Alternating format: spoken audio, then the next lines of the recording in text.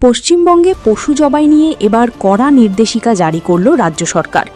১৯৫০ সালের West Bengal animal slaughter control act কার্যকর করতে নতুন করে বিজ্ঞপ্তি প্রকাশ করা হয়েছে। সরকারি নির্দেশ অনুযায়ী এবার থেকে কোনো গরু, বলদ, বাছুর, মহিষ বা অন্যান্য পশু জবাই করতে গেলে বাধ্যতামূলকভাবে সরকারি অনুমতি ও শংসাপত্র লাগবে।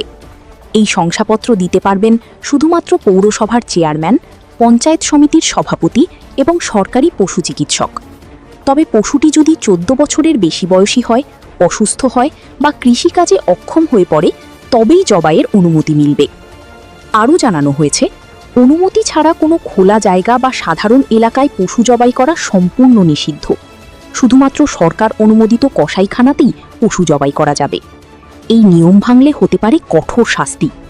আইন অনুযায়ী দোষী ব্যক্তির ৬ মাস পর্যন্ত জেল অথবা ১,০০০ টাকা পর্যন্ত জরিমানা, এমনকি দুটোই হতে পারে।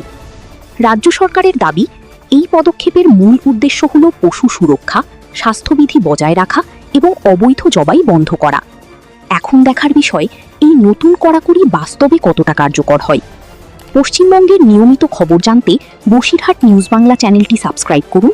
ধন্যবাদ।